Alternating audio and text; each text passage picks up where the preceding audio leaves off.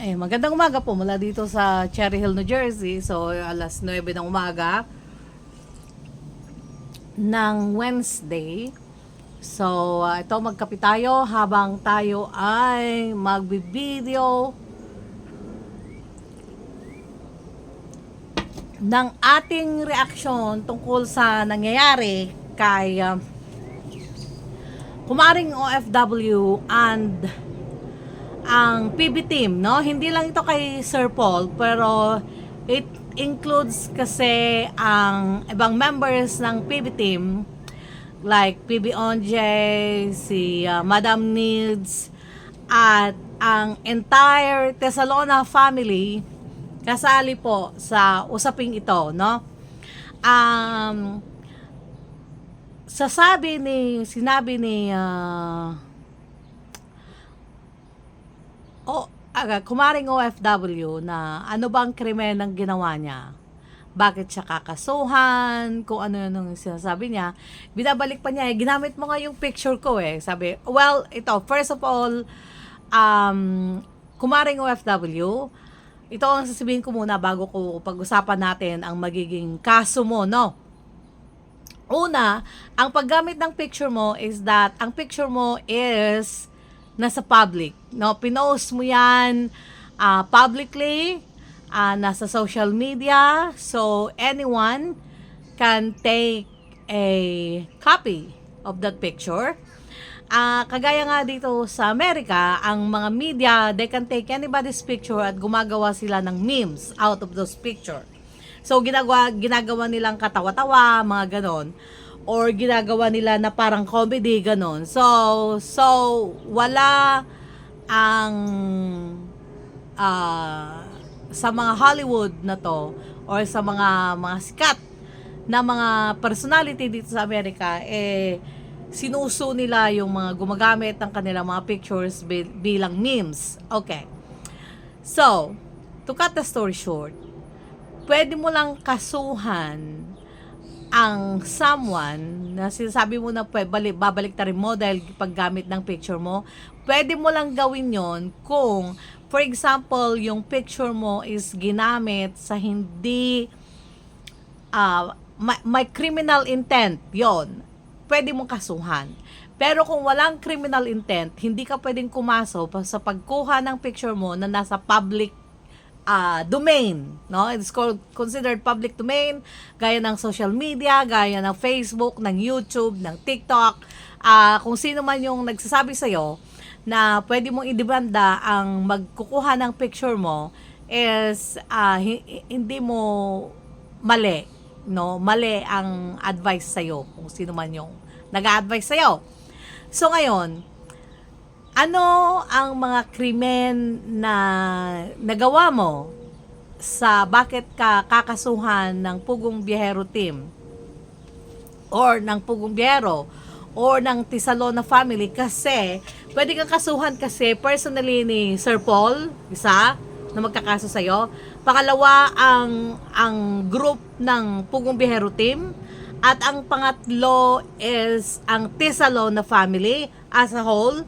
At pwede ring individual yan na kakasuhan ka ni Madam Needs, ni PB Onj, ni Mother Tesalona, kasi lahat sila naging involved sa mga statements mo. Ito papaliwanag ko sa iyo kung paano siya naging krimen, no? Kung paano ka pwedeng idemanda at talagang makakasuhan ka talaga.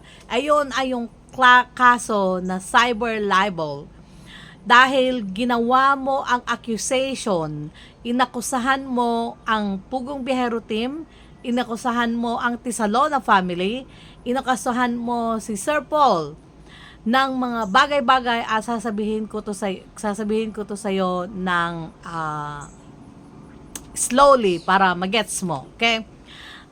Kung bakit ka makakasuhan ng cyber libel, because you did it on social media. Okay. Nga ano ba yung mga pwedeng ikaso sa'yo or nakakapaloob sa cyber libel na yon? Bakit ka pwedeng kasuhan ng cyber libel? Sabi mo, nagre-reaction ka lang naman. sabi mo, nagsasabi ka lang naman ng opinion mo base sa yung nakikita at base sa yung naririnig, yun ang sabi mo. Which is, I think, ano ko yun eh, yun yung mga linyahan ko yun eh. Nakigaya ka ng linyahan. Anyway, ito kasi ang mali. Hindi ka lang kasi nagreaksyon at hindi ka lang nagbigay ng opinion mo, inakusahan mo sila ng criminal act. Yun ang naging problema doon. Kumaring OFW, para maintindihan mo. Inakusahan mo ng criminal acts ang PB team, si Sir Paul, at buong Tisalona family. Dahil sa pagsabi mo na hindi pinapayagan ng mga bata na makauwi, you made it na para bang ang Tisalona family o ng PB team is blina-blackmail nilang mga bata na hindi umuwi kahit kagustuhan nilang umuwi. Blina-blackmail nila ito by doing an emotional blackmail. At sabi mo nga kasi na hindi sila pinapayagan makauwi, yung mga bata miss na yung family, gusto nang umuwi. Well, yung pagsabi mo na yun na hindi sila pinapayagan, pwede rin kasing na-interpret yun na false imprisonment. Para mo kasing sinasabi na nakakulong ang mga bata, no? Na hindi sila pwedeng payagan na lumabas, na umalis, na bumalik sa kanilang pamilya. That is, pwedeng sinasabi mo na they are being falsely imprisoned. Na para bang sinasabi mo na naka-imprison ang mga bata, na nakakulong sila. Yun ang naging tumbok ng pananalita mo. At isa pa yung pagsabi mo na hindi sila pinapayagan, namimiss na yung family. Para bang sinasabi mo na ang pamilyang Tisalona at ang buong PB team at ni Sir Paul, bakit ko pa ulit-ulit na sinasabi itong tatlong entity na to? Tisalona, PB team at Sir Paul, kasi sila kasi yung ini-involve mo sa mga sinasabi mo kasi na to, na parang sinasabi mo na ang pamilya Tisalona, they're causing emotional abuse sa mga tatlong bata na nandun. So, by saying that, dahil sa pagsabi ng ganon, lahat yung nakakapaloob yun. Imagine, inaakusahan mo ang buong Tisalona family ng emotional abuse sa mga bata. So, that is considered child abuse. Yung mga wala pang 18 sa tatlo sila, I don't know how old Jeffrey is already. Pero inaakusahan mo ang pamilya Tisalona, kasali doon ang Sir Paul, kasali doon ang PB team, na they're causing emotional abuse sa mga bata dahil sabi mo na kinukulong sila, na hindi sila pinapayagang umuwi, miss na nga kanilang mga magulang. Bakit ganon? Bakit hindi sila pinapayagang? Okay. And then, ayun. Dahil sa pagsabi mo na yon na you are accusing them of emotional abuse as kids, that is considered child abuse, and then sinasabi mo pa na nakakulong lang sila doon, they're not allowed to go anywhere, hindi sila pinapayagan makaalis. So then, by saying that, ito na naman yung sinasabi natin na inaakusahan mo ang pamilya Tisalona, ang Pugong Biyahero team, ang si Sir Paul, na nagkokos ng false imprisonment.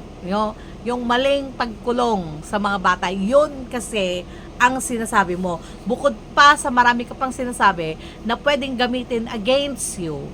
Ang mali kasi, sa pag-reaction mo na yon, hindi mo lang kasi nireaksyonan na, una, bago natin puntahan yon, gusto ko na malaman mo na kung nanonood ka ng Pugong Biyahero team, si Madeline na nasa Laguna dati, nung gusto na niyang umuwi, na kahit pa inadvisean siya na sayang naman, tapusin mo na yung pag-aaral mo dito, ganyan, nirespeto pa rin ni Sir Paul at ng buong Pugang Biyahero team ang naging desisyon ni Madeline at inuwi siya sa probinsya. So, hindi totoo na kapag ang bata ay gusto nang umuwi at gusto nang tumigil na mag-aral sa Maynila, is hindi totoo na hindi papayagan. Kasi pinayagan nga si Madeline eh. And then, here's the thing. Despite of, kahit na ang patakaran ng Pugong Biyahero team na para bang sumuway si Madeline, pero tinulungan pa rin siya, ilang beses pa rin siyang sinuportahan ni Sir Paul. Kaya hindi totoo yung sinasabi mo na kapag uuwi ng probinsya is hahayaan na or may mga sponsors naman. That's not true, yung mga ina-accuse mo na yon. And then, yung sinasabi mo pa na isa pa pala si Irene. Si Kumaring Irene, when she said na, "Sir, hindi ko na kaya," she was given the freedom to go back to Davao. Bakit hindi siya nagpaalam? Kasi sabi niya, nahihiya siya. No? But the point is, walang pwedeng mag-false imprison, magkulong sa mga bata na nasa pangangalaga ng Tisalona family. Gusto ko lang malaman mo na isang pribilehyo ang makarating at kupkupin ng Tisalona family, at hindi totoo na wala silang freedom kasi they can go to the malls, they have their own cell phones. Ang ginagawa ng Tisalona family is they protect these kids kasi nasa pangangalaga nila ang mga bata. At kaya ang nangyayari kapag sila ay inahatid sila sa school, sinusundo sila sa school for their own protection. At kung lalabas sila, these kids are minor.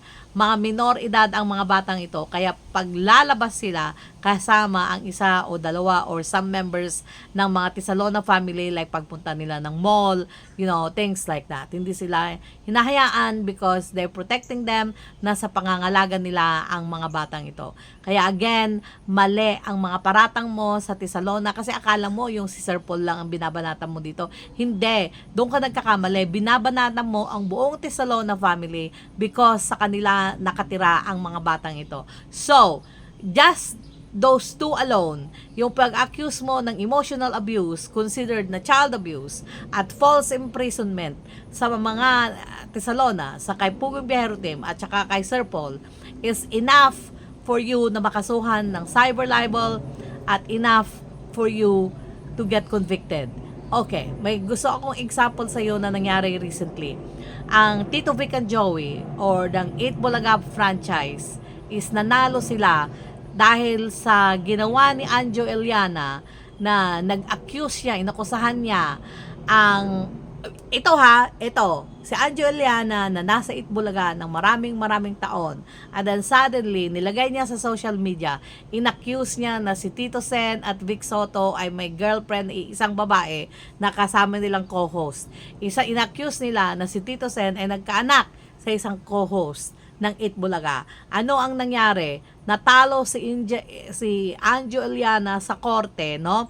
Sinabi na cyber libel yung crime niya, pero hindi at mamumulta siya ng 3.5 million pesos. Ngayon, walang pakialam kung tamang hinala o hindi. Yun ang sinabi ng court. Ang court na yun is hindi pinakialaman kung totoo o hindi ang accusation ni Anjo Eliana tungkol sa Tito Vic and Joey. Ang sinasabi doon is ang cyber libel, paggamit ng mga masasama na nakakasira ng pagkatao ng Tito Vic and Joey, at natalo si Anjo Eliana. So, ito yung sasabihin ko sa iyo. By accusing, inaakusahan mo ang Tisalona family, inaakusahan mo ang Pugong Biyahero Team, inaakusahan mo si Sir Paul na nagfo-false imprison, na kinukulong ang mga bata. Kasi yun yung tumbok na sinasabi mo eh. Yun yung tumbok na sinasabi mo. At yung hindi pagbayag na makauwi, namimisan ng mga bata, nade-depress na sila, kung ano-ano yung mga sinasabi mo, without any proof, doon ka madadali, kumaring OFW. Now, mabait si Sir Paul, maaring pag public apology ka, maari kanyang patawarin at iurong ang kaso mo. Ang kaso, hindi lang kasi si Sir Paul ang sinali mo sa pagsabi ng mga bagay-bagay na nakaapekto sa reputasyon ng Tisalona family. No?